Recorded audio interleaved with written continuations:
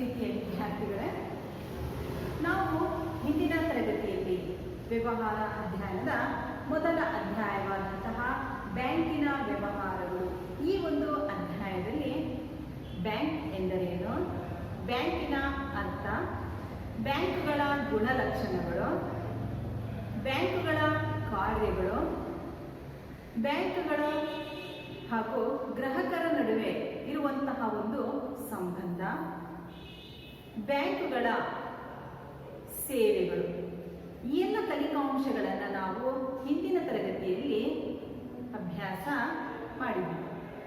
ಈಗ ನಾವು ಈ ಒಂದು ತರಗತಿಯಲ್ಲಿ ಕಲಿಯುವಂತಹ ಕಲಿಕಾಂಶಗಳು ಯಾವುವೆಂದರೆ ಬ್ಯಾಂಕ್ಗಳ ವಿಧಗಳು, ಬ್ಯಾಂಕ್ಗಳಲ್ಲಿ ತೆರೆಯಬಹುದಾದ ವಿವಿಧ ಖಾತೆಗಳು, ಬ್ಯಾಂಕ್ಗಳಲ್ಲಿ ಖಾತೆ ತೆಗೆಯುವ ವಿಧಾನಗಳು, ನಂತರ ಬ್ಯಾಂಕ್ಗಳಲ್ಲಿ ಖಾತೆ ತೆಗೆಯುವುದರಿಂದ ಆಗುವ ಅನುಕೂಲಗಳು ಯಾವುವು, ಎಲ್ಲ ಕಲಿಕಾಂಶಗಳನ್ನು ಇಂದು ಅಭ್ಯಾಸ ಮಾಡೋಣ.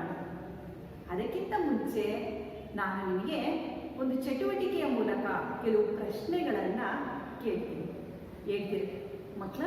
ಹಾಗಾದರೆ ಬ್ಯಾಂಕ್ ಎನ್ನುವಂತಹ ಶಬ್ದ ಪದ ಯಾವ ಭಾಷೆಯಿಂದ ಬಂತು? ಬ್ಯಾಂಕ್ ಎನ್ನುವಂತಹ ಶಬ್ದ ಇಟಾಲಿಯನ್ ಭಾಷೆಯ ಬ್ಯಾಂಕೋ, ಫ್ರೆಂಚ್ ಭಾಷೆಯ ಬ್ಯಾಂಕ್ ಎನ್ನುವಂತಹ ಶಬ್ದದಿಂದ ಬಂದಿದೆ. ಅದೇ ರೀತಿಯಾಗಿ ಬ್ಯಾಂಕ್ ಎಂಬ ಶಬ್ದದ ಅರ್ಥವೇನು? ಬ್ಯಾಂಕ್ ಎನ್ನುವಂತಹ ಶಬ್ದದ ಅರ್ಥ ಟೇಬಲ್ ಅಥವಾ ಹಣಕಾಸಿನ ವಿನಿಮಯ ಮಾಡಿಕೊಳ್ಳುವಂತಹ ಟೇಬಲ್ ಅಂತ ಬಿಟ್ಟು ನಾವು ಕರಿತೀವಿ. ಅದೇ ರೀತಿಯಾಗಿ ಬ್ಯಾಂಕಿನ ಗುಣಲಕ್ಷಣಗಳು ಯಾವುದಾದ್ರೂ ಇದ್ರೆ ಹೇಳಿ. ಬ್ಯಾಂಕಿನ ಗುಣಲಕ್ಷಣಗಳಲ್ಲಿ ಒಂದೇದು ಹಣದ ವಹಿವಾಟು, ಠೇವಣಿಗಳನ್ನು ಅಂಗೀಕರಿಸುತ್ತದೆ, ಭದ್ರತಾ ಕಪಾಟುಗಳನ್ನು ಅದು ಕೊಡುತ್ತೆ. ಒಂದು ಬ್ಯಾಂಕು ಒಬ್ಬ ವ್ಯಕ್ತಿಯಾದರೂ ಪ್ರಾರಂಭ ಮಾಡ್ಬೋದು, ಒಂದು ಸಂಸ್ಥೆಯಾದರೂ ಸಹ ಅದನ್ನು ಪ್ರಾರಂಭ ಮಾಡ್ಬೋದು, ಒಂದು ಕಂಪನಿಯಾದರೂ ಸಹ ಅದನ್ನು ಪ್ರಾರಂಭ ಮಾಡ್ಬೋದು. ಇವೆಲ್ಲ ಗುಣಲಕ್ಷಣಗಳನ್ನು ನಾವು ಬ್ಯಾಂಕಿನಲ್ಲಿ ಕಾಣ್ತೀವಿ. ಅದೇ ರೀತಿಯಾಗಿ ಬ್ಯಾಂಕ್ಗಳ ಕಾರ್ಯಗಳು, ಬ್ಯಾಂಕ್ಗಳ ಕಾರ್ಯಗಳಲ್ಲಿ ಇದೇನು ಮಾಡುತ್ತೆ? ಸಾಲವನ್ನು ಕೊಡುತ್ತೆ, ಹಣವನ್ನು ವಿನಿಮಯ ಮಾಡುತ್ತೆ, ಭದ್ರತಾ ಕಪಾಟುಗಳನ್ನು ಸಹ ಇದು ಕೊಡುತ್ತೆ. ಇವೆಲ್ಲದನ್ನು ಕಾರ್ಯಗಳನ್ನು ನಾವು ಹಿಂದಿನ ತರಗತಿಯಲ್ಲಿ ನೋಡಿದ್ವಿ. ಇದೇ ರೀತಿಯಾಗಿ ಬ್ಯಾಂಕರನಿಗೂ ಮತ್ತು ಗ್ರಾಹಕನಿಗೂ ಇರುವಂತಹ ಒಂದು ಸಂಬಂಧದಲ್ಲಿ ಎರಡು ವಿಧ ನೋಡಿದ್ವಿ. ಒಂದು ಸಾಮಾನ್ಯ ಸಂಬಂಧ, ಇನ್ನೊಂದು ವಿಶೇಷ ಸಂಬಂಧ. ಸಾಮಾನ್ಯ ಸಂಬಂಧದಲ್ಲಿ ಸಾಲಿಗ, ಸಾಲಗಾರ, ಬ್ಯಾಂಕ್ ಮತ್ತು ಗ್ರಾಹಕ. ಹಾಗಾದ್ರೆ ಪ್ರಯೋಜನ ಪಡ್ಕೊಳ್ತಿರೋರು ಯಾರು? ಸಾರ್ವಜನಿಕ. ಅದೇ ರೀತಿಯಾಗಿ ಮುಖ್ಯಸ್ಥನ ಸ್ಥಾನದಲ್ಲೂ ಸಹ ನಾವು ಸಾರ್ವಜನಿಕರನ್ನ ನೋಡ್ತೀವಿ. ಇಲ್ಲಿ ಹಣಕಾಸಿನ ವ್ಯವಹಾರವನ್ನ ಮಾಡಬೇಕಾದ್ರೆ ಬ್ಯಾಂಕುಗಳು ಒಂದು ಮೇಲ್ವಿಚಾರಣೆಯ ರೀತಿ ಮಾಡ್ತಾ ಇದೆ. ಒಂದು ಸುರಕ್ಷತಾ ವಿಧಾನದ ಮೂಲಕ ಈ ಬ್ಯಾಂಕುಗಳು ಏನ್ ಮಾಡ್ತಾ ಇರುವಪ್ಪ ಅಂದ್ರೆ ಜನರಿಂದ ಠೇವಣಿಗಳನ್ನ ಪಡೆದು ಅದನ್ನ ಏನ್ ಮಾಡ್ತಾ ಇದೆ? ಸಾಲದ ರೂಪದಲ್ಲಿ ಯಾರಿಗೆ ಅವಶ್ಯಕತೆ ಇದೆಯೋ ಅವರಿಗೆ ಇದನ್ನು ತಲುಪಿಸುತ್ತೆ. ಇದರ ಜೊತೆಗೆ ಬ್ಯಾಂಕುಗಳ ಸೇವೆಗಳು ನಾವೆಲ್ಲರೂ ಸಹ ಕೇಳ್ತಾ ಇದ್ದೀವಿ. Credit card, debit card. ಅಂದ್ರೆ ಡೆಬಿಟ್ ಕಾರ್ಡ್ ಅಂದ್ರೆ ನಮ್ಮಲ್ಲಿ ಅಂದ್ರೆ ನಮ್ಮ ಖಾತೆಯಲ್ಲಿ ಮೊದಲು ಹಣ ಇರಬೇಕು, ನಂತರ ನಾವೇನ್ ಮಾಡ್ತೀವಿ? ಖರ್ಚು ಮಾಡೋದಕ್ಕೆ ಅವಕಾಶ ಇರುತ್ತೆ. ಈ ಕ್ರೆಡಿಟ್ ಕಾರ್ಡ್ ಅಲ್ಲಿ ಮೊದಲೇ ನಾವು ಖರ್ಚು ಮಾಡಿಬಿಟ್ಟು ನಂತರ ನಾವೇನ್ ಮಾಡ್ಕೊಳ್ತೀವಿ? ಬ್ಯಾಂಕಿಗೆ ಹಣವನ್ನ ಜಮಾ ಮಾಡ್ತೀವಿ.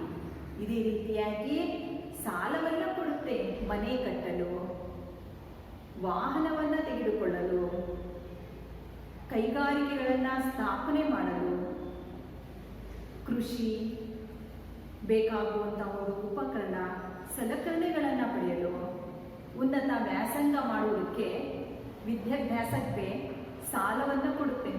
ಅಲ್ಪಾವಧಿಯ ಸಾಲ, ದೀರ್ಘಾವಧಿಯ ಸಾಲ, ನಂತರ ವಿದೇಶಿ ಹಣವನ್ನು ಸಹ ಇದು ವಿನಿಮಯ ಮಾಡುತ್ತೆ. ಇತ್ತೀಚೆಗೆ ಇದು ಬಾಂಡ್ ಪೇಪರ್ ಅನ್ನು ಸಹ ಕೊಡ್ತಾ ಇದೆ. ಆಧಾರ್ ಕಾರ್ಡ್ ಮಾಡಿಸಲು ಸಹ ಕೆಲವು ಸಂದರ್ಭದಲ್ಲಿ ಕೆಲಸವನ್ನು ಸಹ ಇದು ಮಾಡ್ತಾ ಬಂದಿದೆ. ಸಾಮಾಜಿಕವಾದಂತಹ ಒಂದು ಸೇವೆಯನ್ನು ಸಹ ಮಾಡ್ತಾ ಇರೋದನ್ನ ನಾವು ಇಂದಿನ ತರಗತಿಯಲ್ಲಿ ನೋಡಿದ್ವಿ. ಹಾಗಾದ್ರೆ ರಿಸರ್ವ್ ಬ್ಯಾಂಕ್ ಇದನ್ನ ನಾವು ಬ್ಯಾಂಕ್ಗಳ ಬ್ಯಾಂಕ್ ಅಂತ ಏಕೆ ಕರೆದ್ವಿ? ಏಕೆಂದ್ರೆ ಭಾರತದಲ್ಲಿರುವಂತಹ ಬ್ಯಾಂಕ್ಗಳನ್ನ ನಿಯಂತ್ರಣದಲ್ಲಿಟ್ಕೊಳ್ಳುತ್ತೆ. ಇದು ಕೇಂದ್ರ ಬ್ಯಾಂಕು ಅಂತೇಳ್ಬಿಟ್ಟು ನಾವು ಕರಿತೀವಿ. ಅದೇ ರೀತಿಯಾಗಿ ಕಿಸಾನ್ ವಿಕಾಸ್ ಪತ್ರಗಳು ಕೊಡುವಂತಹ ಒಂದು ಇಲಾಖೆ ಯಾವುದು? ಕಿಸಾನ್ ವಿಕಾಸ್ ಪತ್ರಗಳನ್ನು ಕೊಡುವಂತಹ ಒಂದು ಇಲಾಖೆ ಭಾರತೀಯ ಅಂಚೆ ಇಲಾಖೆ. ಹಾಗಾದ್ರೆ ಹಣಕಾಸಿನ ವ್ಯವಹಾರವನ್ನದನ್ನು ಸಹ ಅಂಚೆ ಕಚೇರಿಗಳು ಮಾಡ್ತಾ ಇದ್ದಾರೆ. ಇಲ್ಲಿಯವರೆಗೆ 90% ಅಂಚೆ ಕಚೇರಿಗಳು ಗ್ರಾಮೀಣ ಪ್ರದೇಶದಲ್ಲಿದ್ದಾವೆ, ಸಣ್ಣ ಪುಟ್ಟ ಪಟ್ಟಣಗಳಲ್ಲೂ ಸಹ ಇದೆ. ಈ ರೀತಿಯಾಗಿ ಸೇವೆಯನ್ನ ಸಹ ಇವು ಮಾಡ್ತಾ ಇದ್ದಾವೆ. ಸೇವೆಯ ಜೊತೆಗೆ ಸಾರ್ವಜನಿಕರ ಒಂದು ಹಣವನ್ನ ಉಳಿತಾಯ ಮಾಡ್ತಿರೋದನ್ನ ನಾವು ಹಿಂದಿನ ತರಗತಿಯಲ್ಲಿ ನೋಡಿದ್ವಿ. ಹಾಗಾದ್ರೆ ಇಂದು ನಾವು ಬ್ಯಾಂಕ್ಗಳ ವಿಧಗಳು, ಬ್ಯಾಂಕ್ಗಳಲ್ಲಿ ನಾವು ಕೇಂದ್ರ ಬ್ಯಾಂಕ್ ಅಂತ ಕರೆದ್ವಿ. ಒಂದು ರಿಸರ್ವ್ ಬ್ಯಾಂಕ್, ಬ್ಯಾಂಕ್ಗಳ ಬ್ಯಾಂಕ್, ಬ್ಯಾಂಕ್ಗಳ ತಾಯಿ, ಬ್ಯಾಂಕ್ಗಳ ಒಂದು ಕೇಂದ್ರ ಬ್ಯಾಂಕು ಅಂತ ಬಿಟ್ಟು ನಾವು ಇದನ್ನ ಕರೆದ್ವಿ. ಇದರ ಅಧೀನದಲ್ಲಿ ಇನ್ನು ಉಳಿದ ಬ್ಯಾಂಕುಗಳೆಲ್ಲವೂ ಸಹ ಕೆಲಸ ಮಾಡ್ತಾ ಇವೆ. ರಿಸರ್ವ್ ಬ್ಯಾಂಕ್ ಹೊರಡಿಸುವಂತಹ ಒಂದು ಹಣಕಾಸು ನೀತಿಯನ್ನು ಇತರ ಬ್ಯಾಂಕುಗಳು ಪಾಲನೆ ಮಾಡ್ತಾ ಇದ್ದಾವೆ. ಈ ರೀತಿಯಾಗಿ ಇದನ್ನ ನಾವು ಬ್ಯಾಂಕುಗಳ ತಾಯಿ ಅಂತ ಬಿಟ್ಟು ಸಹ ನಾವು ಕರೆದ್ವಿ. ಅದೇ ರೀತಿಯಾಗಿ ವಾಣಿಜ್ಯ ಬ್ಯಾಂಕುಗಳು ವ್ಯಾಪಾರೋದ್ಯಮಕ್ಕೆ ಬೇಕಾಗುವಂತಹ ಒಂದು ದೀರ್ಘ ಸಾಲವನ್ನ ಸಹ ಕೊಡುತ್ತೆ. ಈ ಬ್ಯಾಂಕ್ ಯಾವ ಬ್ಯಾಂಕು? ವಾಣಿಜ್ಯ ಬ್ಯಾಂಕ್. ಅದೇ ರೀತಿಯಾಗಿ ನಾವು 3ನೇ ಬ್ಯಾಂಕ್ ಅನ್ನು ನೋಡ್ತಾ ಇದ್ದೀವಿ, ಕೈಗಾರಿಕಾ ಅಭಿವೃದ್ಧಿ ಬ್ಯಾಂಕ್. ಕೈಗಾರಿಕೆಗಳನ್ನ ನಾವು ಅಭಿವೃದ್ಧಿಪಡಿಸಿದ್ರೆ ದೇಶ ಅನ್ನೋದು ತ್ವರಿತವಾಗಿ ಆರ್ಥಿಕ ಪ್ರಗತಿಯನ್ನ ಸಾಧಿಸುತ್ತೆ. ಅಂದ್ರೆ ಕೈಗಾರಿಕೆಗಳಲ್ಲಿ ಉತ್ಪಾದನೆ ಆಗುವಂತಹ ವಸ್ತುಗಳನ್ನ ನಾವೇನ್ ಮಾಡ್ತಾ ಇದೀವಿ ಅಂದ್ರೆ ವಿದೇಶಕ್ಕೆ ರಫ್ತು ಮಾಡ್ತಾ ಹೋದ್ರೆ ಒಂದು ರಾಷ್ಟ್ರೀಯವಾದಂತಹ ಆದಾಯ ಹೆಚ್ಚಾಗುತ್ತೆ. ಇದರಿಂದ ನಮ್ಮ ದೇಶದ ಒಂದು ಪ್ರಗತಿನೂ ಸಹ ಸಾಧ್ಯವಾಗುತ್ತೆ. ಇಲ್ಲಿ ನಾವು ನೋಡೋಣ, ಕೈಗಾರಿಕಾ ಅಭಿವೃದ್ಧಿ ಬ್ಯಾಂಕು ಯಾವ ಕಾಯ್ದೆಯಲ್ಲಿ ಸ್ಥಾಪನೆಯಾಯಿತು, ಪ್ರಾರಂಭವಾಯಿತು ಅಂದ್ರೆ 1964ರಲ್ಲಿ ಪ್ರಾರಂಭವಾಯಿತು. ಅಂದ್ರೆ 1964ರಲ್ಲಿ ಪ್ರಾರಂಭವಾದರೂ ಸಹ 1976ರವರೆಗೆ ರಿಸರ್ವ್ ಬ್ಯಾಂಕಿನ ಅಧೀನದಲ್ಲಿತ್ತು, ಒಡೆತನದಲ್ಲಿ ಇತ್ತು. 1976ರ ನಂತರ ಕೇಂದ್ರ ಸರ್ಕಾರವ ಈ ಒಂದು ಬ್ಯಾಂಕ್ ಅನ್ನ ತನ್ನ ಸ್ವಾಯತ್ತಕ್ಕೆ ತಗೊಳ್ತು. ಈಗ ಇದು ಸ್ವಾಯತ್ತ ಸಂಸ್ಥೆಯಾಗಿ, ಕಂಪನಿಯಾಗಿ ಕೆಲಸವನ್ನ ಮಾಡ್ತಾ ಇದೆ. ಹಾಗಾದ್ರೆ ಕೈಗಾರಿಕೆಗಳಿಗೆ ಹೆಚ್ಚಿನ ಒಂದು ಬಂಡವಾಳ ಬೇಕು. ಈ ಬಂಡವಾಳ ಅನ್ನೋದು ಎಲ್ಲಿಂದ ತರ್ತಾ ಅಂದ್ರೆ ಷೇರುಗಳ ಮೇಲೆ, ಅಂದ್ರೆ ಷೇರುಗಳನ್ನ ಕೊಂಡುಕೊಳ್ಳುವುದರ ಮೂಲಕ, ಕಂಪನಿಗಳ ಷೇರುಗಳನ್ನ ಕೊಂಡುಕೊಳ್ಳುವುದರ ಮೂಲಕ ಕಂಪನಿಗೆ ದೀರ್ಘಾವಧಿಯ ಒಂದು ಹಣಕಾಸಿನ ಅವಶ್ಯಕತೆಯನ್ನು ಮಾಡಿಕೊಳ್ಳುತ್ತೆ. ಈ ರೀತಿಯಾಗಿ ನಾವು ಕೈಗಾರಿಕೆಗಳಿಗೆ ಕೈಗಾರಿಕಾ ಅಭಿವೃದ್ಧಿ ಬ್ಯಾಂಕು ಸಾಲವನ್ನ ಕೊಡುತ್ತೆ. ನಂತರ ಬರುವಂತಹ ಒಂದು ಬ್ಯಾಂಕು ಭೂ ಅಭಿವೃದ್ಧಿ ಬ್ಯಾಂಕ್. ಹೆಸರೇ ಹೇಳಿದ ಪ್ರಕಾರ ಕೃಷಿಗೆ ಸಂಬಂಧಿಸಿದಂತಹ ರೈತರಿಗೆ ಸಾಲವನ್ನ ಇದು ಕೊಡುತ್ತೆ. ಕೃಷಿಯ ಕ್ಷೇತ್ರವನ್ನ ಅಭಿವೃದ್ಧಿಪಡಿಸಲು ಸಾಲವನ್ನ ಒದಗಿಸಿಕೊಡುವಂತಹ ಒಂದು ಬ್ಯಾಂಕು ಭೂ ಅಭಿವೃದ್ಧಿ ಬ್ಯಾಂಕ್. ಅದೇ ರೀತಿಯಾಗಿ ಸ್ಥಳೀಯ ಬ್ಯಾಂಕುಗಳು, ಸ್ಥಳೀಯವಾಗಿರುವಂತಹ ಶ್ರೀಮಂತರು, ಲೇವಾದೇವಿಗಾರರು ಇವರೆಲ್ಲರೂ ಸಹ ಸಾಲವನ್ನು ಕೊಡುತ್ತೆ. ನಂತರ ಬರುವಂತಹ ಒಂದು ಬ್ಯಾಂಕು ಸಹಕಾರಿ ಬ್ಯಾಂಕು. ಈ ರೀತಿಯಾಗಿ ನಾವು ಬ್ಯಾಂಕುಗಳ ವಿಧಗಳನ್ನು ನಾವು ನೋಡ್ತಾ ಹೋದ್ವಿ. ವಾಣಿಜ್ಯ ಬ್ಯಾಂಕ್, ಕೈಗಾರಿಕಾ ಅಭಿವೃದ್ಧಿ ಬ್ಯಾಂಕ್, ಭೂ ಅಭಿವೃದ್ಧಿ ಬ್ಯಾಂಕ್, ನಂತರ ಸ್ಥಳೀಯ ಬ್ಯಾಂಕ್, ಸಹಕಾರಿ ಬ್ಯಾಂಕ್ಗಳು. ಈಗ ಬ್ಯಾಂಕಿನಲ್ಲಿ ತೆರೆಯಬಹುದಾದ ವಿವಿಧ ಖಾತೆಗಳು. ಹಣಕಾಸಿನ ವ್ಯವಹಾರವನ್ನು ಮಾಡ್ಕೋಬೇಕಾದ್ರೆ ಒಂದು ಬ್ಯಾಂಕುಗಳು ಸುರಕ್ಷತಾ ವಿಧಾನದ ಮೂಲಕ ಈ ಒಂದು ವ್ಯವಹಾರ ಅನ್ನೋದನ್ನ ಮಾಡ್ಕೋಬೇಕು. ಇಲ್ಲಿ ನಾವು ಒಂದೇ ನೋಡಿದ್ವಿ ಖಾತೆ, ಉಳಿತಾಯ ಖಾತೆ. ಈ ಖಾತೆಯನ್ನ ಮಾಡುವವರು ಯಾರಪ್ಪ ಅಂದ್ರೆ ನಿಯಮಿತವಾದಂತಹ ಆದಾಯವನ್ನ ಹೊಂದಿರುವಂತಹರು, ಪಿಂಚಣಿದಾರರು. ವಿದ್ಯಾರ್ಥಿಗಳೇ, ನಿಮಗೆಲ್ಲರಿಗೂ ಸಹ ಗೊತ್ತಿದೆ ವಿದ್ಯಾರ್ಥಿ ವೇತನ ಅನ್ನೋದು ಬರುತ್ತೆ, ಸ್ಕಾಲರ್ಶಿಪ್ ಅನ್ನೋದು ಬರುತ್ತೆ. ಹಂಗಾದ್ರೆ ಆ ಸ್ಕಾಲರ್ಶಿಪ್ ವಿದ್ಯಾರ್ಥಿ ವೇತನ ಅನ್ನೋದು ನಿಮ್ಮ ಅಕೌಂಟಿಗೆ ಬಂದು ಬಿಡುತ್ತೆ. ಹಾಗಾದ್ರೆ ನೀವೆಲ್ಲರೂ ಸಹ ಪ್ರತಿಯೊಬ್ಬರು ಸಹ ಏನ್ ಮಾಡಿಸಿರ್ಬೇಕು? ಒಂದು ಖಾತೆ ಅನ್ನೋದನ್ನ ಮಾಡಿಸಿರಬೇಕು. ಈ ಖಾತೆಗೆ ನಿಮ್ಮ ಒಂದು ವಿದ್ಯಾರ್ಥಿ ವೇತನದ ಹಣ ಅನ್ನೋದು ಬಂದು ಬಿಡುತ್ತೆ. ಹಾಗಾದ್ರೆ ನೀವೆಲ್ಲರೂ ಸಹ ಖಾತೆ ಮಾಡಿಸಿದ್ದೀರಾ? ಇದರ ಬಗ್ಗೆ ನಿಮಗೆ ಮಾಹಿತಿ ಅನ್ನೋದು ಸಹ ನಿಮಗೆ ಇದೆ. ಹಾಗಾದ್ರೆ ಉಳಿತಾಯ ಖಾತೆ ಮಾಡುವವರು ಹಿರಿಯ ನಾಗರಿಕರು, ಪಿಂಚಣಿದಾರರು, ನಿಯಮಿತವಾದಂತಹ ಆದಾಯವನ್ನ ಹೊಂದಿರುವವರು, ವಿದ್ಯಾರ್ಥಿಗಳು. ಇವರೆಲ್ಲರೂ ಸಹ ಉಳಿತಾಯದ ಒಂದು ದೃಷ್ಟಿಯಿಂದ ಮಾಡುವಂತಹ ಒಂದು ಖಾತೆಯನ್ನೇ ನಾವೇನಂತ ಕರೆದ್ವಿ? ಉಳಿತಾಯ ಖಾತೆ. ಈ ಒಂದು ಖಾತೆಯಲ್ಲಿ ಗರಿಷ್ಠ ಮೊತ್ತಕ್ಕಿಂತ ಹೆಚ್ಚಿನ ಹಣವನ್ನು ಸಹ ಇಡಬಹುದು. ಹಾಗಾದ್ರೆ ನಾವು ಉಳಿತಾಯ ಖಾತೆಯು ಮತ್ತು ಬರುವಂತಹ ನಂತರ ಎರಡನೇ ಖಾತೆ ಚಾಲ್ತಿ ಖಾತೆ ನಡುವೆ ವ್ಯತ್ಯಾಸವನ್ನ ತಿಳಿಯೋಣ. ಇಲ್ಲಿ ಬರೋಣ ಚಾಲ್ತಿ ಖಾತೆ.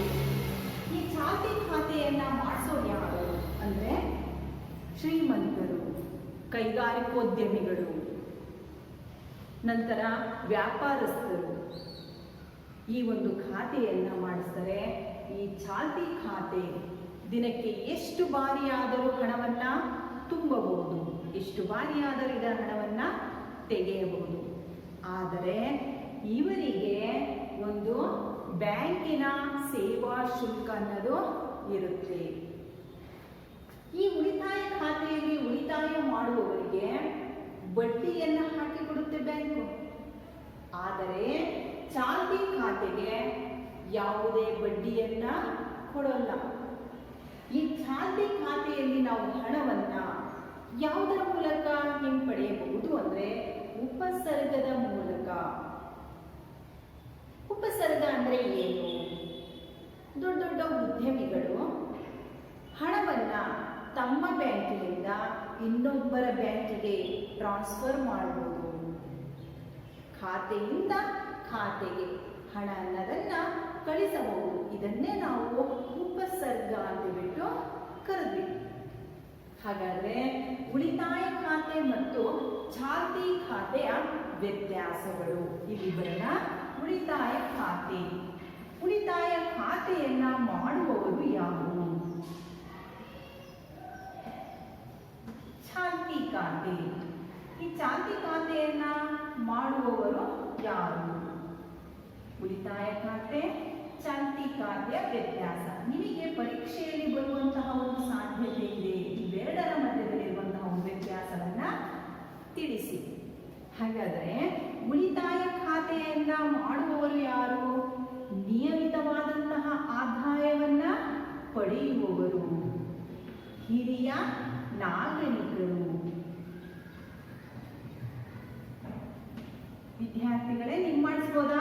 ಹಾಗಾದ್ರೆ ವಿದ್ಯಾರ್ಥಿಗಳು, ಪಿಂಚಣಿದಾರರು,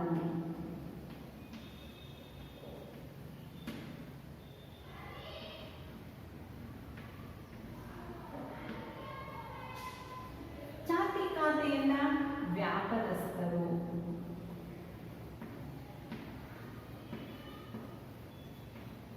ಉದ್ಯಮಿಗಳು ಮಾಡಿಸಬಹುದು. ಈ ಒಂದು ಚಾಲ್ತಿ ಉಳಿತಾಯ ಖಾತೆಯಲ್ಲಿ ಉಳಿತಾಯ ಮಾಡುವಂತಹ ಉದ್ದೇಶ ಅನ್ನೋದು ಇರುತ್ತೆ. ಇದಕ್ಕೆ ಬಡ್ಡಿ ಅನ್ನೋದು ಕೊಡುತ್ತೆ. ಆದರೆ ಚಾಲ್ತಿ ಖಾತೆಯಲ್ಲಿ ಯಾವುದೇ ಬಡ್ಡಿಯನ್ನ ಕೊಡುವುದಿಲ್ಲ. ಬ್ಯಾಂಕು ಸೇವಾ ಶುಲ್ಕವನ್ನ ವಿಧಿಸುತ್ತೆ.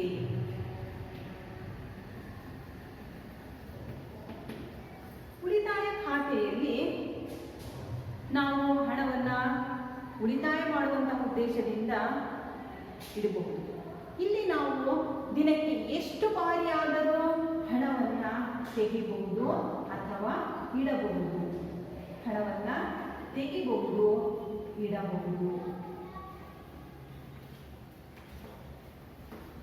ಇದು ಉಳಿತಾಯ ಖಾತೆ ಮತ್ತು ಚಾಲ್ತಿ ಖಾತೆಯ ನಡುವೆ ಇರುವಂತಹ ಒಂದು ವ್ಯತ್ಯಾಸ. ಹಾಗಾದ್ರೆ ಖಾತೆಯಲ್ಲಿ ಉಳಿತಾಯ ಖಾತೆ ಮತ್ತು ಚಾಲ್ತಿ ಖಾತೆಯ ವ್ಯತ್ಯಾಸವನ್ನ ನೋಡೋಣ. ಉಳಿತಾಯ ಖಾತೆಯನ್ನ ಮಾಡಿಸುವವರು ವೇತನವನ್ನ ಪಡೆಯುವವರು, ನಿಯಮಿತ ಆದಾಯವನ್ನ ಹೊಂದಿರುವವರು, ವಿದ್ಯಾರ್ಥಿಗಳು, ಹಿರಿಯ ನಾಗರಿಕರು, ಪಿಂಚಣಿದಾರರು. ಉಳಿತಾಯ ಮಾಡುವಂತಹ ಉದ್ದೇಶದಿಂದ ಮಾಡಿಸ್ತಾರೆ ಇದನ್ನ ಉಳಿತಾಯ ಖಾತೆಯನ್ನ. ಈ ಚಾಲ್ತಿ ಖಾತೆಯನ್ನರನ್ನ ನಾವು ನೋಡೋಣ. ಈ ಚಾಲ್ತಿ ಖಾತೆಯನ್ನ ಹೆಚ್ಚು ಬ್ಯಾಂಕಿನ ವ್ಯವಹಾರವನ್ನ ಮಾಡುವಂತಹವರು ಈ ಒಂದು ಖಾತೆಯನ್ನ ಮಾಡಿಸ್ತಾರೆ. ಹಾಗಾದ್ರೆ ವಾಣಿಜ್ಯ ಮತ್ತು ಔದ್ಯೋಗಿಕ ಸಂಸ್ಥೆಗಳು, ಕೈಗಾರಿಕೆಗಳು, ವ್ಯಾಪಾರಿಗಳು ಈ ಒಂದು ಖಾತೆಯನ್ನ ಮಾಡಿಸ್ತಾರೆ. ದಿನಕ್ಕೆ ಎಷ್ಟು ಬಾರಿ ಆದರೂ ಸಹ ಬಳಸಬಹುದು, ಎಷ್ಟು ಬಾರಿ ಆದರೂ ಇದನ್ನ ತೆಗೆಯಬಹುದು. ಈ ರೀತಿಯಾಗಿ ಚಾಲ್ತಿ ಖಾತೆಯನ್ನ ಹೆಚ್ಚಿನ ಹಣವಿರುವಂತಹವರು ಎಷ್ಟು ಬಾರಿ ಆದರೂ ತೆಗಿಬಹುದು, ಎಷ್ಟು ಬಾರಿ ಆದರೂ ಇದನ್ನ ಮಾಡಬಹುದು. ಈ ಒಂದು ಖಾತೆಯನ್ನ ತೆಗಿಬಹುದು. ಉಳಿತಾಯ ಖಾತೆಯಲ್ಲಿ ಹಣವನ್ನ ಹಿಂಪಡೆಯಲು ಚೆಕ್ ಪುಸ್ತಕ, ಬ್ಯಾಂಕಿನಲ್ಲಿ ಕೊಡುವಂತಹ ಒಂದು ಹಣಕಾಸಿನ ಚೀಟಿ, ಚೆಕ್ ಲೀವ್ಸ್ ಅಂತ ಕರಿತೀವಿ. ಚಾಲ್ತಿ ಖಾತೆಗೆ ಹಣವನ್ನ ಹಿಂಪಡೆಯಲು ಉಪಸರ್ಗದಿಂದ ನಾವು ಪಡೆಯಬಹುದು. ಹಾಗಾದ್ರೆ ಉಪಸರ್ಗ ಎಂದರೆ ಏನು? ಖಾತೆಯಿಂದ ಖಾತೆಗೆ ಹಣ ಅನ್ನೋದು ವರ್ಗಾವಣೆಯಾಗುತ್ತೆ. ಈ ರೀತಿಯಾಗಿ ಚಾಲ್ತಿ ಖಾತೆಯಿಂದ ಹಣವನ್ನ ನಾವು ವಾಪಸ್ಸು ತೆಗೆದುಕೊಳ್ಳಬಹುದು. ಅದೇ ರೀತಿಯಾಗಿ ಉಳಿತಾಯ ಖಾತೆಗೆ ಎಷ್ಟು ಹಣ ಉಳಿತಾಯ ಮಾಡಿರ್ತಾರೋ ಅದರ ಆಧಾರದ ಮೇಲೆ ಅವರು ಏನು ಮಾಡ್ತಾರೆ, ಬಡ್ಡಿ ಅನ್ನೋದನ್ನ ಹಾಕಿ ಕೊಡ್ತಾರೆ. ಆದರೆ ಚಾಲ್ತಿ ಖಾತೆಗೆ ಯಾವುದೇ ಬಡ್ಡಿಯನ್ನ ಕೊಡುವುದಿಲ್ಲ. ಆದರೆ ಸೇವಾ ಶುಲ್ಕ ಅನ್ನೋದನ್ನ ಇದು ಸುಲಿ ಮಾಡುತ್ತೆ. ಯಾವ ಖಾತೆಯಲ್ಲಿ? ಚಾಲ್ತಿ ಖಾತೆಯಲ್ಲಿ. ಹಾಗಾದ್ರೆ ಮೂರನೇ ಖಾತೆ ಬರುತ್ತೆ ಯಾವುದು ಅಂದ್ರೆ ಆವರ್ತ ಠೇವಣಿ ಖಾತೆ. ಈ ಆವರ್ತ ಠೇವಣಿ ಖಾತೆಯ ಉದ್ದೇಶ ಏನಪ್ಪಾ ಅಂದ್ರೆ ಭವಿಷ್ಯದ ದೃಷ್ಟಿಯಿಂದ ಒಂದು ನಿರ್ದಿಷ್ಟ ಅವಧಿಗೆ ಹಣವನ್ನ ಠೇವಣಿ ರೂಪದಲ್ಲಿ ಇಡ್ತಾರೆ. ಮನೆಯಲ್ಲಿ ಯಾವುದಾದರೂ ಒಂದು ಕೆಲಸಕ್ಕೆ ಅಂದ್ರೆ ಕಾರ್ ತಗೋಬೇಕು ಅಥವಾ ಮನೆಯನ್ನ ಕಟ್ಟಬೇಕು, ಇಲ್ಲ ಮಕ್ಕಳ ಒಂದು ವಿವಾಹ ಮಾಡಬೇಕು, ಇದಕ್ಕೆಲ್ಲದಕ್ಕೂ ಸಹ ಹಣ ಬೇಕು. ಆಗ ಏನು ಮಾಡ್ತಾರೆ, ಈ ಭವಿಷ್ಯದ ದೃಷ್ಟಿಯಿಂದ ಹಣವನ್ನ ಉಳಿತಾಯ ಮಾಡ್ತಾ ಹೋಗ್ತಾರೆ. ಠೇವಣಿಯ ರೂಪದಲ್ಲಿ ನಿಗದಿತ ಅವಧಿಯವರೆಗೆ ಅದನ್ನ ಡೆಪಾಸಿಟ್ ಮಾಡ್ತಾರೆ, ಇಡ್ತಾರೆ. ಇದಕ್ಕೆ ಬಡ್ಡಿಯನ್ನು ಸಹ ಕೊಡ್ತಾರೆ. ಇದನ್ನು ಅವರು ಚೆಕ್ ಮೂಲಕ ಹಿಂಪಡೆಯಬಹುದು. ಅವರು ಇಡುವಂತಹ ಹಣಕ್ಕೆ ಬ್ಯಾಂಕು ಬಡ್ಡಿಯನ್ನ ವಿಧಿಸಿ ಅದನ್ನ ಅಮೌಂಟನ್ನು ಅವರಿಗೆ ಆವರ್ತ ಠೇವಣಿ ಖಾತೆಯವರಿಗೆ ಕೊಡುತ್ತೆ. ನಂತರ ಬರುವಂತಹ ಒಂದು ಠೇವಣಿ ನಿಶ್ಚಿತ ಠೇವಣಿ ಖಾತೆ.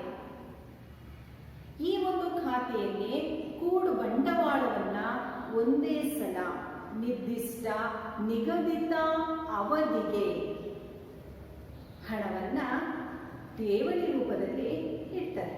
ಅಂದ್ರೆ ಡೆಪಾಸಿಟ್ ಮಾಡ್ತಾರೆ, ಫಿಕ್ಸ್ಡ್ ಡೆಪಾಸಿಟ್ ಮಾಡ್ತಾರೆ. ಅದಕ್ಕೆ ಬ್ಯಾಂಕಿನವರು ಒಂದು ಬಾಂಡ್ ಅನ್ನೋದನ್ನು ಸಹ ನಿಶ್ಚಿತ ಅವಧಿಯ ಮುಗಿದ ನಂತರ ಅವರು ಇಟ್ಟಂತಹ ಒಂದು ಹಣಕ್ಕೆ ಬಡ್ಡಿಯನ್ನು ಸೇರಿಸಿ ಬ್ಯಾಂಕ್ ಅನ್ನೋದು ಮರುಪಾವತಿ ಮಾಡುತ್ತೆ. ಈ ರೀತಿಯಾಗಿ ನಾವು ಬ್ಯಾಂಕಿನಲ್ಲಿ ತೆರೆಯಬಹುದಾದಂತಹ ವಿವಿಧ ಖಾತೆಗಳನ್ನೋದನ್ನು ನಾವು ನೋಡ್ತಾ ಹೋದ್ವಿ. ಈಗ ಬ್ಯಾಂಕಿನ ಖಾತೆಯನ್ನ ತೆಗೆಯುವಂತಹ ಒಂದು ವಿಧಾನ. ಬ್ಯಾಂಕಿನಲ್ಲಿ ಖಾತೆ ತೆಗೆಯುವುದು ಅಷ್ಟೇನು ಕಷ್ಟಕರ ಅಲ್ಲ.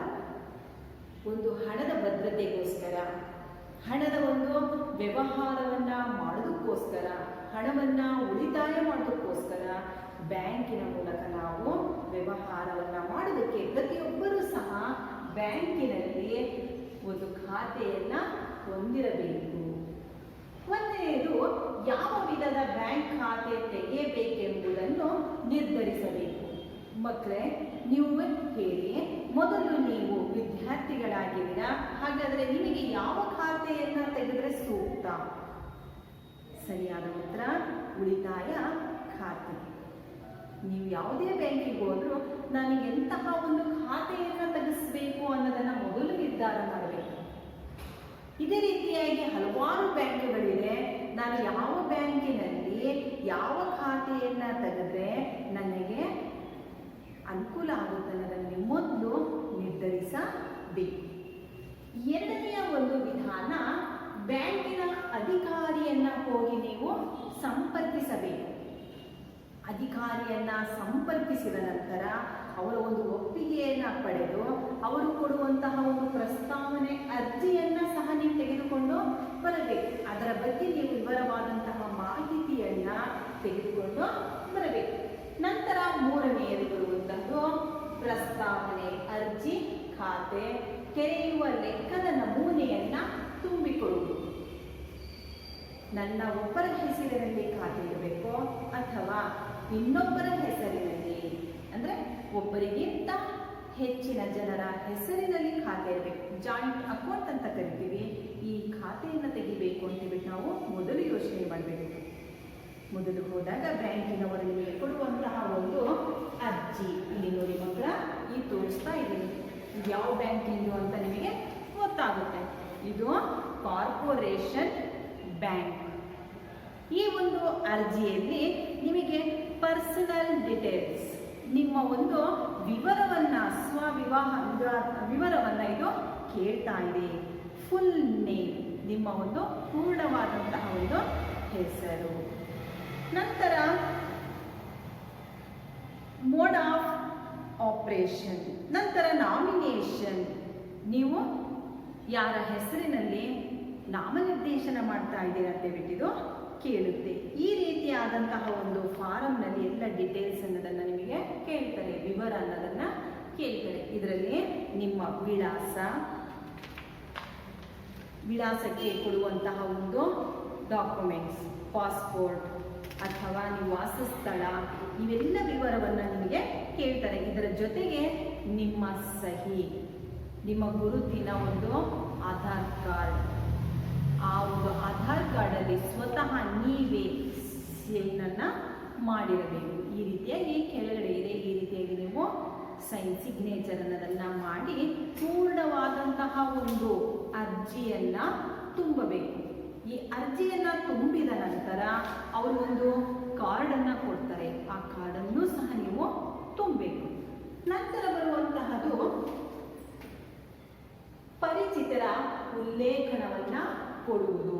ಯಾಕಂದ್ರಪ್ಪ ಅಂದರೆ ಬ್ಯಾಂಕಿನ ರಕ್ಷಣೆಯ ಒಂದು ದೃಷ್ಟಿಯಿಂದ ಈ ಒಂದು ಅರ್ಜಿಯಲ್ಲಿ ನಿಮಗೆ ವಿಟ್ನೆಸ್ ಅಂತ ಬಿಟ್ಟು ಕೇಳ್ತಾರೆ. ಪರಿಚಿತರು ಅದೇ ಬ್ಯಾಂಕಿನಲ್ಲಿ ಖಾತೆಯನ್ನದನ್ನ ತೆರೆದಿರಬೇಕು. ಈ ಖಾತೆಯಲ್ಲಿ ಯಾರು ಈ ಬ್ಯಾಂಕಿನಲ್ಲಿ ಹೊಂದಿರ್ತಾರೋ ಅವರ ಒಂದು ಹೆಸರು, ಅವರ ಒಂದು ಸಹಿ, ಅವರ ಖಾತೆಯ ಸಂಖ್ಯೆ ಎಲ್ಲದನ್ನೂ ಸಹ ಇದರಲ್ಲಿ ಬರಿತಾ ಹೋಗಬೇಕು. ನಂತರ ಬರುವಂತಹದ್ದು ಬ್ಯಾಂಕ್ ಖಾತೆಯನ್ನ ತೆಗೆಯುವ ನಮೂನೆಗಳು. ಈ ಒಂದು ನಮೂನೆಗಳೆಲ್ಲದನ್ನೂ ಸಹ ನೀವು ಬ್ಯಾಂಕಿನ ಅಧಿಕಾರಿಗಳಿಗೆ ಒಪ್ಪಿಸಬೇಕು. ಇದರ ಜೊತೆಗೆ ಇಷ್ಟೇ ಅಲ್ಲ, ಇದರ ಜೊತೆಗೆ ಅಡಕಗಳು ಸಹ ಇರುತ್ತೆ. 3 ಭಾವಚಿತ್ರಗಳನ್ನು ನೀವು ಪಾಸ್ಪೋರ್ಟ್ ಸೈಜಿನ ಒಂದು ಭಾವಚಿತ್ರವನ್ನು ಕೊಡಬೇಕು. ಆಧಾರ್ ಕಾರ್ಡ್, ವಾಸಸ್ಥಳದ ಒಂದು ದೃಢೀಕರಣ, ಪಾನ್ ಕಾರ್ಡ್ ಇವೆಲ್ಲವನ್ನೂ ಸಹ ನೀವು ಕೊಟ್ಟು ಆ ಅಧಿಕಾರಿಯ ಒಪ್ಪಿಗೆಯನ್ನು ನೀವು ಪಡ್ಕೋಬೇಕು.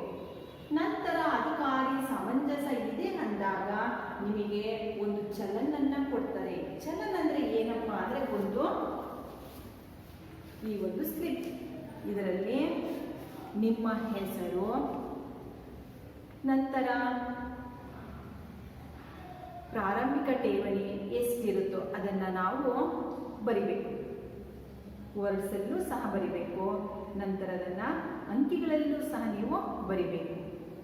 ಇಲ್ಲಿ ಬರುವಂತಹದ್ದು ಎಷ್ಟು ನೋಟನ್ನು ಕೊಡ್ತೀರಾ, 100 ರೂಪಾಯಿದು ಎಷ್ಟು ನೋಟ್ ಕೊಡ್ತೀರಾ ಅನ್ನೋದನ್ನು ಇಲ್ಲಿ ಬರಿಬೇಕು. 200 ರೂಪಾಯಿಗೆ ಎಷ್ಟು ನೋಟ್ ಕೊಡ್ತೀರಾ ಅನ್ನೋದನ್ನು ಇಲ್ಲಿ ಬರಿಬೇಕು. 300 ರೂಪಾಯಿ ನೋಟ್ ಎಷ್ಟು ಕೊಡ್ತೀರಾ ಅನ್ನೋದನ್ನು ಈ ಎಲ್ಲ ಬರೆದುಬಿಟ್ಟು ನೀವು ಒಟ್ಟು ಹಾಕಬೇಕು. ಅದರ ಜೊತೆಗೆ ಇಲ್ಲಿ ನಿಮ್ಮ ಒಂದು ಸಹಿ ಅನ್ನೋದನ್ನು ಕೇಳ್ತಾರೆ. ಇದನ್ನೇ ನಾವು ಚಲನ್ ಅಂತೇಳ್ಬಿಟ್ಟು ಕರಿತೀವಿ. ಇದಾದ ನಂತರ ನಿಮಗೆ ಅರ್ಜಿ ಆದ ನಂತರ ನಿಮಗೆ ಒಂದು ಪಾಸ್ ಪುಸ್ತಕ ಅನ್ನೋದನ್ನು ಕೊಡ್ತಾರೆ. ಆ ಪಾಸ್ ಪುಸ್ತಕದಲ್ಲಿ ಏನೇನು ಇರುತ್ತೆ ಅನ್ನೋದನ್ನು ನಾವು ನೋಡ್ತಾ ಹೋಗೋಣ. ಇದರಲ್ಲಿ ಡೇಟ್ ಇರುತ್ತೆ. ಸ್ಯಾಲ್ರಿಯಿಂದ ಬಂದರೆ ಅದರ ಒಂದು ಡಿಟೇಲ್ಸ್ ಇರುತ್ತೆ. ಸ್ಯಾಲ್ರಿಯಿಂದ ಬಂದಿದೆ ಅಮೌಂಟ್ ಅನ್ನೋದಿರುತ್ತೆ, ಜಮಾ ಖರ್ಚು, ನಂತರ ಒಟ್ಟು ಇಷ್ಟು ಇರುತ್ತೆ. ಪಾಸ್ಬುಕ್ ನಂತರ ನಮಗೆ ATM ಕಾರ್ಡ್ ಬೇಕು ಅಂದರೂ ಸಹ ಒಂದು ಅಪ್ಲಿಕೇಶನ್ ಅನ್ನು ತುಂಬಿಸ್ಕೊಡ್ತಾರೆ. ನಂತರ ಅವರು ನಮಗೆ ಒಂದು ಚೆಕ್ ಪುಸ್ತಕ ಅನ್ನೋದನ್ನು ಸಹ ಕೊಡ್ತಾರೆ. ಇಲ್ಲಿದೆ ನೋಡಿ ಚೆಕ್ ಪುಸ್ತಕ.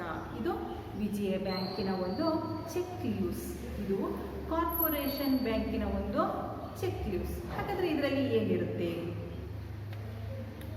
ಯಾರ ಹೆಸರಿನಲ್ಲಿ ನಾವು ಕೊಡಬೇಕು ಹಣ ಅವರ ಒಂದು ಹೆಸರಿರುತ್ತೆ. ನಂತರ ಹಣ ಎಷ್ಟು ಅನ್ನೋದನ್ನು ಬರೆಯೋದಕ್ಕೆ ಈ ಒಂದು ವರ್ಡ್ಸಲ್ಲಿ ಇದೆ. ನಂತರ ಇಲ್ಲಿ ಒಂದು ಬಾಕ್ಸಿನಲ್ಲಿ ಅವರು ಅಂಕಿ ಸಂಖ್ಯೆಯಲ್ಲಿ ಬರೀಬೇಕು. ನಂತರ ಅವರ ಒಂದು ಸಹಿ ಅನ್ನೋದಕ್ಕೆ ಈ ಒಂದು ಜಾಗದಲ್ಲಿ ಕೊಟ್ಟಿದ್ದಾರೆ. ಇದು ಚೆಕ್ ಪುಸ್ತಕ, ಚೆಕ್ ಲೀವ್ಸ್ ಅನ್ನೋದು ಒಂದು. ಇದು ನಮಗೆ ಬ್ಯಾಂಕಿನವರು ಕೊಡ್ತಾರೆ. ಒಂದು ಪಾಸ್ ಪುಸ್ತಕ, ಇನ್ನೊಂದು ಚೆಕ್ ಲೀವ್ಸ್. ಇದರ ಜೊತೆಗೆ ATM ಕಾರ್ಡ್ ಅನ್ನೋದನ್ನು ಸಹ ಅವರು ಕೊಡ್ತಾರೆ.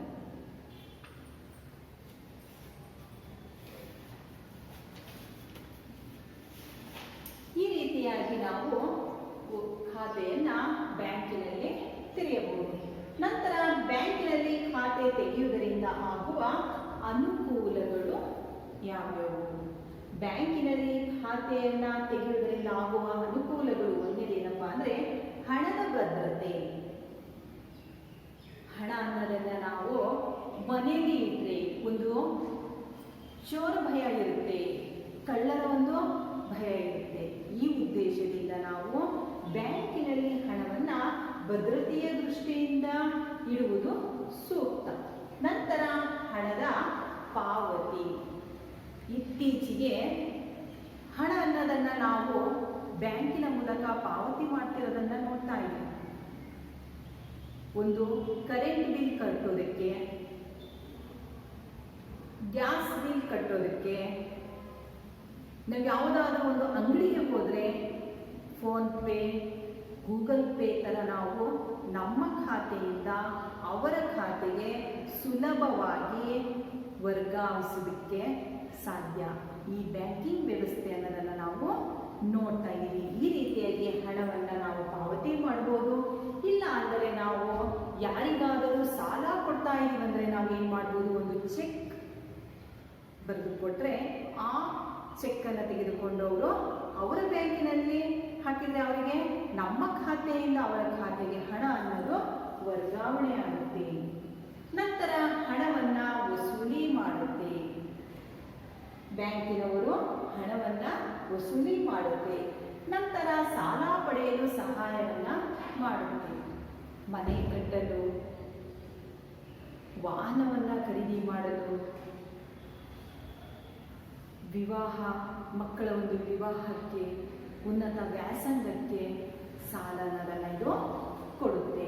ನಂತರ 5ನೇದು ಬರುವಂತಹ ಒಂದು ಅನುಕೂಲಗಳು ಯಾವುದಂದ್ರೆ ವ್ಯವಹಾರವನ್ನ ಸುಗಮವಾಗಿ ನಡೆಸುತ್ತೆ. ಇತ್ತೀಚೆಗೆ ಹಣ ಅನ್ನೋದನ್ನ ನಾವು ನಮ್ಮ ಜೊತೆಯಲ್ಲಿ ತೆಗೆದುಕೊಳ್ಳುವುದು ಒಂದು ಅಪಾಯದ ಸೂಚನೆಯಾಗಿದೆ. ಅಂತಹ ಒಂದು ಸಂದರ್ಭದಲ್ಲಿ ಈ ಒಂದು ಹಣ ವ್ಯವಹಾರವನ್ನು ಒಂದು ಸ್ಥಳದಿಂದ ಇನ್ನೊಂದು ಸ್ಥಳಕ್ಕೆ ಸುಲಭವಾಗಿ ತಲುಪಿಸುವುದಕ್ಕೆ, ವ್ಯವಹಾರ ಮಾಡುವುದಕ್ಕೆ ಈ ಒಂದು ಬ್ಯಾಂಕಿನವರು ನಮಗೆ ಅನುಕೂಲ ಅನ್ನೋದನ್ನ ಮಾಡ್ತಾ ಬಂದ್ವಿ. ನಂತರ ಬರುವಂತಹ ಒಂದು ಅನುಕೂಲ ಭದ್ರತಾ ಕಪಾಟುಗಳನ್ನು ಪಡೆಯಬಹುದು. ಪ್ರತಿಯೊಂದು ಬ್ಯಾಂಕುಗಳು ಸಹ ತಮ್ಮದೇ ಆದಂತಹ ಒಂದು ಲಾಕರ್ಗಳನ್ನು ಹೊಂದಿದೆ. ಈ ಲಾಕರ್ಗಳಲ್ಲಿ ನಮ್ಮ ಬೆಲೆ ಬಾಳುವಂತಹ ವಸ್ತುಗಳನ್ನು, ಮನೆಯ ಡಾಕ್ಯುಮೆಂಟ್ಸನ್ನು ಇಡೋದಕ್ಕೆ ಸೂಕ್ತವಾಗಿರುತ್ತೆ. ಯಾರು ಖಾತೆಯನ್ನು ಹೊಂದಿದರೋ ಅವರು ಲಾಕರನ್ನು ಪಡಿಬೇಕಾದ್ರೆ ಇಷ್ಟು ಹಣ ಅನ್ನೋದನ್ನು ಡೆಪಾಸಿಟ್ ಮಾಡಿರಬೇಕು. ನಂತರ ಲಾಕರ್ ಅನ್ನೋದು ನಮಗೆ ಕೊಡ್ತಾರೆ. ಹಾಗಾದರೆ ಬೆಲೆ ಬಾಳುವಂತಹ ವಸ್ತುವನ್ನು ಭದ್ರವಾಗಿಡೋದಕ್ಕೆ ಭದ್ರತಾ ಕಪಾಟುಗಳ ಒಂದು ವ್ಯವಸ್ಥೆ ಅನ್ನೋದನ್ನು ಸಹ ಇದು ಮಾಡ್ತಾ ಇದೆ. ಅದೇ ರೀತಿಯಾಗಿ ವಿದೇಶಿ ಹಣದ ಒಂದು ವಿನಿಮಯ ಅನ್ನೋದನ್ನು ಸಹ ಇದು ಮಾಡೋದಕ್ಕೆ ಸಾಧ್ಯವಾಗಿದೆ. ಸುಲಭವಾಗಿ ಬೇರೆ ದೇಶದಲ್ಲಿದ್ದಂತಹವರು ನಮಗೆ ಹಣವನ್ನು ಕಳಿಸೋದಕ್ಕೆ RTGS, ನೆಫ್ಟ್ ಮೂಲಕ ಕಳಿಸಬಹುದು. ಇಲ್ಲಿಯವರೆಗೆ ನಾವು ಬ್ಯಾಂಕ್ ಖಾತೆ ತೆಗೆಯುವುದರಿಂದ ಆಗುವ ಅನುಕೂಲಗಳನ್ನು ನಾವು ತಿಳ್ಕೊಳ್ತಾ ಹೋದ್ವಿ.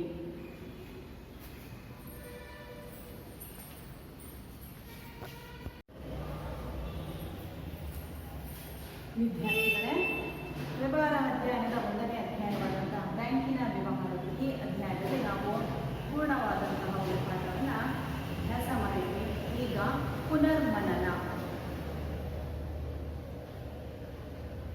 ಬ್ಯಾಂಕ್ಗಳ ಬ್ಯಾಂಕ್ ಅಂತೇಳ್ಬಿಟ್ಟು ಯಾವುದನ್ನು ಕರೆದ್ವಿ ನಾವು? ರಿಸರ್ವ್ ಬ್ಯಾಂಕನ್ನು ಕರೆದ್ವಿ. ಬ್ಯಾಂಕ್ಗಳ ಬ್ಯಾಂಕು ರಿಸರ್ವ್ ಬ್ಯಾಂಕ್, ಅದಕ್ಕೆ ಇನ್ನೊಂದು ಹೆಸರು ಕೇಂದ್ರ ಬ್ಯಾಂಕ್.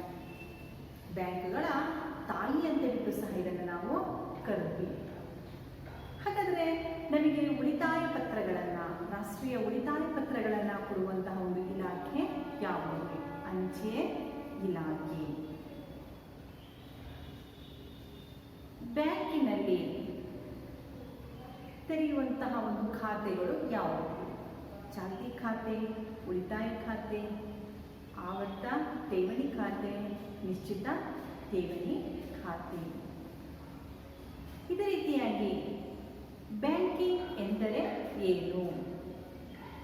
ಬ್ಯಾಂಕ್ಗಳ ಒಂದು ಹಣಕಾಸಿನ ವ್ಯವಹಾರಗಳ ಒಂದು ಉಪಯೋಗವನ್ನು, ಈ ಸೇವೆಗಳ ಒಂದು ಉಪಯೋಗವನ್ನು ಪಡೆಯುವಂತಹ ಒಂದು ವ್ಯವಹಾರಕ್ಕೆ ನಾವು ಬ್ಯಾಂಕಿಂಗ್ ಅಂತ ಹೇಳ್ಬಿಟ್ಟು ಕರೆದ್ವಿ. ಹಾಗಾದರೆ ಈ ಒಂದು ಬ್ಯಾಂಕ್ ಅನ್ನೋದು ಇಟಾಲಿಯನ್ ಭಾಷೆಯ ಬ್ಯಾಂಕೋ ಎನ್ನುವಂತಹ ಶಬ್ದದಿಂದ ಬಂದಿದೆ. ಹಾಗಾದರೆ ಇಲ್ಲಿಯವರೆಗೆ ನಾವು ಬ್ಯಾಂಕಿನ ಗುಣಲಕ್ಷಣಗಳು, ಬ್ಯಾಂಕಿನಲ್ಲಿ ತೆರೆಯಬಹುದಾದ ಖಾತೆಗಳು, ಬ್ಯಾಂಕುಗಳ ಸೇವೆಗಳು, ಕಾರ್ಯಗಳು, ಗ್ರಾಹಕರಿಗೂ ಮತ್ತು ಬ್ಯಾಂಕಿನ ನಡುವಿರುವಂತಹ ಒಂದು ಸಂಬಂಧ, ಬ್ಯಾಂಕಿನಲ್ಲಿ ಖಾತೆಯನ್ನು ತೆರೆಯುವಾಗ ಅನುಸರಿಸುವ ಹಂತಗಳು, ಬ್ಯಾಂಕ್ಗಳಿಂದ ಆಗುವ ಅನುಕೂಲಗಳು, ಇಷ್ಟನ್ನೆಲ್ಲ ಅರ್ಥ ಮಾಡ್ಕೊಂಡ್ವಿ. ಈಗ ಒಂದು ಚಟುವಟಿಕೆ. 1ನೆಯ ಚಟುವಟಿಕೆ, ಎ ಪಟ್ಟಿಯಲ್ಲಿ ನೀಡಲಾಗಿರುವ ವಿಷಯಗಳನ್ನು ಬಿ ಪಟ್ಟಿಯಲ್ಲಿ ಕೊಟ್ಟಿರುವಂತಹ ವಿಷಯಗಳೊಂದಿಗೆ ಸರಿಯಾಗಿ ಹೊಂದಿಸಿ ಮುಂದೆ ನೀಡುವ ಖಾಲಿ ಜಾಗದಲ್ಲಿ ಉತ್ತರವನ್ನು ಬರೆಯಿರಿ. 1ನೆಯ ಪ್ರಶ್ನೆ, ವಿದ್ಯಾರ್ಥಿಗಳು ಮತ್ತು ಹಿರಿಯ ನಾಗರಿಕರು. ಇಲ್ಲಿ ಕೊಟ್ಬಿಟ್ಟಿದ್ದಾರೆ ಯಾವ ಖಾತೆ ಅಂತ ಹೇಳ್ಬಿಟ್ಟು, ಯಾವುದು? ಉಳಿತಾಯ ಖಾತೆ. ವ್ಯಾಪಾರಿಗಳು ನಡೆಸುವಂತಹ ಒಂದು ಖಾತೆ ಯಾವುದು? ಚಾಲ್ತಿ ಖಾತೆ. ಉದ್ಯಮಿಗಳು ನಡೆಸುವಂತಹ ಒಂದು ಖಾತೆ. ಭವಿಷ್ಯದ ಅವಶ್ಯಕತೆಗಳಿಗೆ ನಾವು ನಿರ್ದಿಷ್ಟ ಹಣವನ್ನು ಠೇವಣಿ ರೂಪದಲ್ಲಿ ಡೆಪಾಸಿಟ್ ಮಾಡ್ತೀವಿ. ಯಾವ ಖಾತೆ ಅದು? ಆವರ್ತ ಠೇವಣಿ ಖಾತೆ. ಅವಧಿಗೆ ಮುಂಚೆ ಪಡೆಯಲು ಅಸಾಧ್ಯವಾದಂತಹ ಖಾತೆ ಖಾತೆ ಅಂದರೆ ನಿಗದಿತ ಅವಧಿಗೆ ನಾವು ಹಣವನ್ನು ಠೇವಣಿ ರೂಪದಲ್ಲಿ ಇರ್ತೀವಿ, ಮಧ್ಯದಲ್ಲಿ ತೆಗೆದುಕೊಳ್ಳಲು ಬರಲ್ಲ. ಅದರಲ್ಲಿ ಯಾವ ಖಾತೆ? ನಿಶ್ಚಿತ ಠೇವಣಿ ಖಾತೆ. ಎರಡನೇ ಚಟುವಟಿಕೆ, ನಿರ್ದಿಷ್ಟ ವಿಷಯಗಳಿಗೆ ಸಂಬಂಧಿಸಿದಂತೆ ಕೆಲವೊಂದು ಪದಗಳನ್ನು ನೀಡಲಾಗಿದೆ. ಅವುಗಳಲ್ಲಿ ಗುಂಪಿಗೆ ಸೇರದ ಪದವನ್ನು ಆರಿಸಿ ಕಾರಣವನ್ನು ಬರೆಯಿರಿ. ಕ್ರೆಡಿಟ್ ಕಾರ್ಡ್, ಡೆಬಿಟ್ ಕಾರ್ಡ್, ಭದ್ರತಾ ಕಪಾಟುಗಳು, ಕಿಸಾನ್ ವಿಕಾಸ್ ಪತ್ರಗಳು. ಹಾಗಾದರೆ ಡೆಬಿಟ್ ಕಾರ್ಡ್, ಕ್ರೆಡಿಟ್ ಕಾರ್ಡ್, ಭದ್ರತಾ ಕಪಾಟು ಬ್ಯಾಂಕಿಗೆ ಸಂಬಂಧಪಟ್ಟಂತಹ. ಆದರೆ ಕಿಸಾನ್ ವಿಕಾಸ್ ಪತ್ರಗಳು ಭಾರತೀಯ ಅಂಚೆ ಇಲಾಖೆಗೆ ಸಂಬಂಧಪಟ್ಟಂತಹ ಒಂದು ಪತ್ರಗಳು, ರೈತರಿಗೆ ಕೊಡುವಂತಹ ಒಂದು ಪತ್ರಗಳು. ಎರಡನೆಯದು ಕೆನರಾ ಬ್ಯಾಂಕ್, ಭಾರತೀಯ state bank, corporation bank, reserve bank. ತೆಗೆಯೋದು ಯಾವುದು ನಾವು? Reserve bank. ಇದು ಸ್ಟೇಟ್ ಬ್ಯಾಂಕ್ಗಳ ಒಂದು ಸಮೂಹದಲ್ಲಿರುವಂತಹ ಬ್ಯಾಂಕುಗಳು. ಕೇಂದ್ರ ಬ್ಯಾಂಕು, ಬ್ಯಾಂಕುಗಳ ತಾಯಿ ಅಂತ ಕರೆದ್ವಿ. ಯಾವುದು? Reserve bank. ಹಣಕಾಸಿನ ನೀತಿಯ ಕಾರ್ಯಗಳನ್ನು ಮಾಡುವಂತಹ ಬ್ಯಾಂಕು ರಿಸರ್ವ್ ಬ್ಯಾಂಕ್. ಆದರೆ ಗುಂಪಿಗೆ ಸೇರಲ್ಲ. ಮೂರನೆಯದು ಸಹಕಾರಿ ಬ್ಯಾಂಕುಗಳು, ಕೈಗಾರಿಕಾ ಅಭಿವೃದ್ಧಿ ಬ್ಯಾಂಕುಗಳು, ವಾಣಿಜ್ಯ ಬ್ಯಾಂಕುಗಳು, ಅಂಚೆ ಕಚೇರಿಗಳು. ಇಲ್ಲಿ ನೋಡಿ ಬ್ಯಾಂಕುಗಳ ವಿಧಗಳು ಬಂದು ಇವೆಲ್ಲವೂ. ಅಂಚೆ ಕಚೇರಿ ಬರಲ್ಲ. ಹಾಗಾದರೆ ನಾವು ತೆಗೆಯುವಂತಹ ಒಂದು ಯಾವ ಪದ? ಅಂಚೆ ಕಚೇರಿ. ಮೂರನೆಯದು ಕೆಳಗಿನ ನಮೂನೆಗಳನ್ನು ಗಮನಿಸಬೇಕು. ಬ್ಯಾಂಕಿನ ವ್ಯವಹಾರಕ್ಕೆ ಸಂಬಂಧಿಸಿದೆ, ಅವುಗಳ ಉಪಯೋಗವನ್ನು ನೀವು ಈ ಭಾಗದಲ್ಲಿ ಬರೀಬೇಕು. ಹಣ ತುಂಬುವ ನಮೂನೆ. ಹಣವನ್ನು ತುಂಬ್ತೀವಿ, ಎಷ್ಟು ಹಣ ಅಂತ ತುಂಬ್ತೀವಿ, ಯಾರ ಹೆಸರು ತುಂಬಬೇಕು ಅನ್ನೋದನ್ನು ಇರುತ್ತೆ. ಎಲ್ಲವನ್ನೂ ಸಹ ಬರೀತೀವಿ, ದಿನಾಂಕವನ್ನು, ಚಲನ್. ಹಣ ಹಿಂತೆಗೆತ ನಮೂನೆ, ಚೆಕ್. ಡ್ರಾಫ್ಟ್ಗಳ ಮೂಲಕ ನಾವು ಹಣವನ್ನು, ಉಪಸರ್ಗದ ಮೂಲಕ ಹಣವನ್ನು ತೆಗಿಬೋದು. ನಂತರ ಕ್ರೆಡಿಟ್, ಡೆಬಿಟ್ ಕಾರ್ಡ್. ಕ್ರೆಡಿಟ್ ಅಂದರೆ ಹಣ ಇಲ್ಲದೇ ನಾವು ಹಣ ಖರ್ಚು ಮಾಡಿದ ನಂತರ ನಾವು ಬ್ಯಾಂಕಿಗೆ ಹಣವನ್ನು ಕಟ್ತೀವಿ. ಆದರೆ ಡೆಬಿಟ್ ಕಾರ್ಡ್ ನಮ್ಮ ಒಂದು ಖಾತೆಯಲ್ಲಿ ಹಣ ಇದ್ರೇ ಮಾತ್ರ ಡೆಬಿಟ್ ಕಾರ್ಡ್ ಚಲಾವಣೆಗೆ ಬರೋದು. ಬ್ಯಾಂಕುಗಳು ಚೆಕ್ಗಳನ್ನು ಕೊಡುತ್ತೆ. ಈ ಚೆಕ್ಗಳ ಒಂದು ಸಹಾಯದಿಂದ ಸಾಲವನ್ನು ನಾವು ಕೊಡ್ಬೋದು. ಹಣವನ್ನು ಬ್ಯಾಂಕಿನಿಂದ ನಾವು ಸುಲಭವಾಗಿ ತೆಗೆಯಬಹುದು. ಡಿಮ್ಯಾಂಡ್ ಡ್ರಾಫ್ಟ್ಗಳು, ಹಣವನ್ನು ಹಿಂತೆಗೆಯುವಂತಹ ಒಂದು ಮರುಪಾವತಿ ಮಾಡುವಂತಹ ಒಂದು ವಿಧಾನ. ATM ಕೇಂದ್ರ. ಹಾಗಾದರೆ ATM ಅಂದರೆ ಏನು? 24 ಗಂಟೆಯಲ್ಲಿ ನಾವು ಹಣವನ್ನು ವಾಪಸ್ ತೆಗಿಬಹುದು. ಆ ಒಂದು ಕೇಂದ್ರದಲ್ಲಿ ಹಣವನ್ನು ತೆಗಿಬಹುದು. ಹಾಗಾದರೆ ATM ಅಂದರೆ ಏನು? Automated teller machine. ಒಂದು ವಿಸ್ತಾರ ರೂಪ ಏನು? Automated teller machine. ಹಣವನ್ನು ಕ್ಯಾಶ್ ರೂಪದಲ್ಲಿ ನಾವು ಪಡಿಬಹುದು. ನಂತರ ಬರುವಂತಹದ್ದು ಹಣ ಎಣಿಸುವ ಯಂತ್ರ. ನಾವು ನೋಟುಗಳನ್ನು ಈ ಮಿಷಿನಲ್ಲಿ ಹಾಕಿದಾಗ ಅಲ್ಲಿ ಎಷ್ಟು ನೋಟುಗಳಿವೆ ಒಟ್ಟು ಅನ್ನೋದನ್ನು ತಿಳಿಸುತ್ತೆ. ಬ್ಯಾಂಕ್ ಪಾಸ್ ಪುಸ್ತಕ.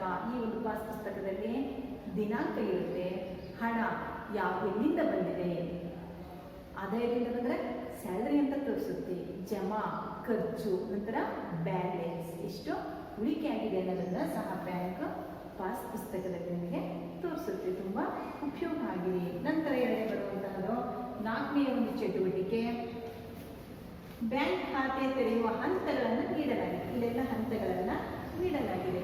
ಅದನ್ನು ನಾವೇನು ಮಾಡಬೇಕು? ಸರಿಯಾದ ಅನುಕ್ರಮದಲ್ಲಿ ಬರೀಬೇಕು. ಒಂದನೆಯದು ಯಾವುದು? ಖಾತೆ ತೆರೆಯಬೇಕಾದ ಬ್ಯಾಂಕನ್ನು ನಿರ್ಧರಿಸುವುದು.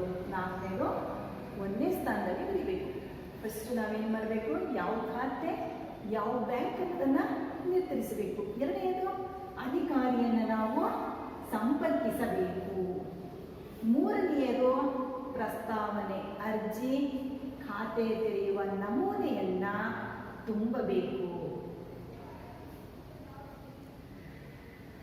4ನೇದು ಪರಿಚಿತರ ಒಂದು ಉಲ್ಲೇಖ ಇರುತ್ತೆ, ಅವರ ಒಂದು ಹೆಸರು ಇರುತ್ತೆ, ಅವರ ಒಂದು ಸಹಿ ಇರುತ್ತೆ, ನಂತರ ಅವರು ಖಾತೆ ಸಂಖ್ಯೆ ಅನ್ನೋದು ಆ ಒಂದು ನಮೂನೆಯಲ್ಲಿ ಭರ್ತಿ ಮಾಡಬೇಕು.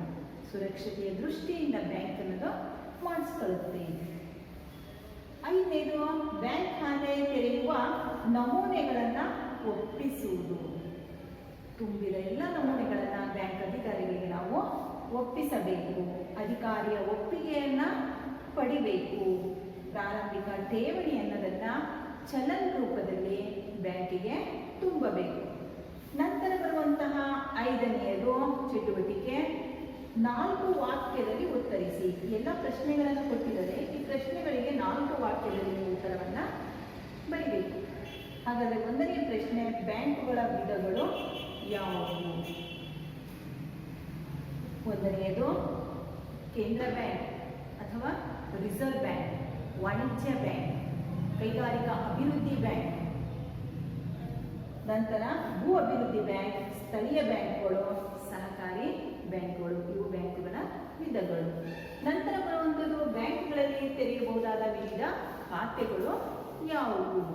ಉಳಿತಾಯ ಖಾತೆ, ಚಾಲ್ತಿ ಖಾತೆ, ಆವರ್ತ ಠೇವಣಿ ಖಾತೆ, ನಿಶ್ಚಿತ ಠೇವಣಿ ಖಾತೆ. ಇವೆಲ್ಲ ಖಾತೆಗಳು ವಿಧಗಳು.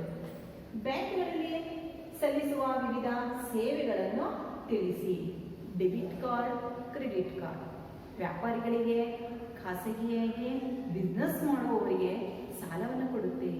ಮನೆಯನ್ನು ಕಟ್ಟೋದಕ್ಕೆ, ಮನೆಯನ್ನು ಕೊಂಡುಕೊಳ್ಳೋದಕ್ಕೆ, ವಾಹನವನ್ನು ಖರೀದಿ ಮಾಡೋದಕ್ಕೆ ಸಾಲ ಅನ್ನೋದನ್ನು ಕೊಡುತ್ತೆ. ಅದರ ಜೊತೆಗೆ ಭದ್ರತಾ ಕಪಾಟುಗಳನ್ನು ಅದು ಕೊಡುತ್ತೆ. ಬೆಲೆ ಬಾಳುವಂತಹ ವಸ್ತುಗಳನ್ನು ಇಡೋದಕ್ಕೆ ಭದ್ರತಾ ಕಪಾಟುಗಳನ್ನು ಸಹ ಅದು ಕೊಡುತ್ತೆ. ಈ ಬ್ಯಾಂಕಿಂಗ್ ವ್ಯವಸ್ಥೆ ಅನ್ನೋದನ್ನು ಇತ್ತೀಚೆಗೆ ತುಂಬ ಸುಲಭವಾಗಿ ಅದು ಮಾಡಿದೆ. ನಾವು ಮನೆಯಲ್ಲೇ ಕುಳಿತು ವ್ಯವಹಾರವನ್ನು ಮಾಡ್ಬೋದು.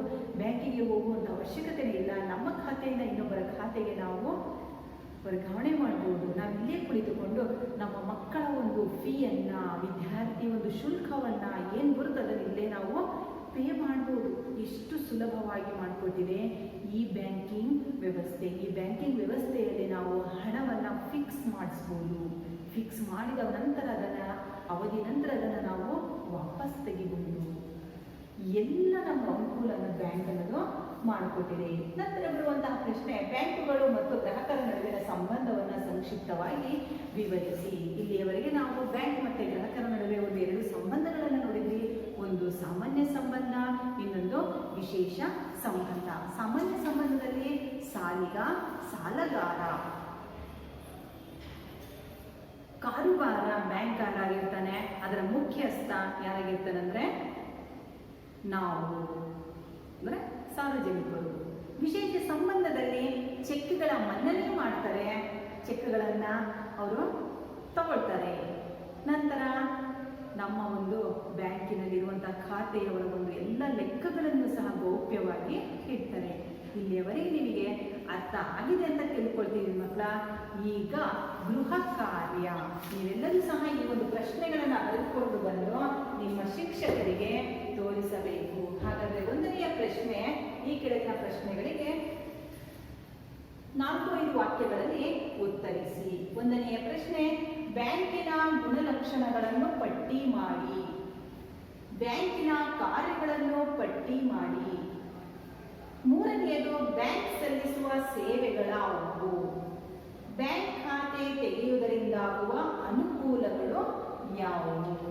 5ನೇ ಪ್ರಶ್ನೆ, ಬ್ಯಾಂಕ್ ಖಾತೆಯನ್ನು ತೆಗೆಯುವಾಗ ಅನುಸರಿಸುವ ಹಂತಗಳಾವುವು? 2ನೇ ಭಾಗದಲ್ಲಿ ಬಿಟ್ಟ ಸ್ಥಳಗಳನ್ನು ತುಂಬಿರಿ.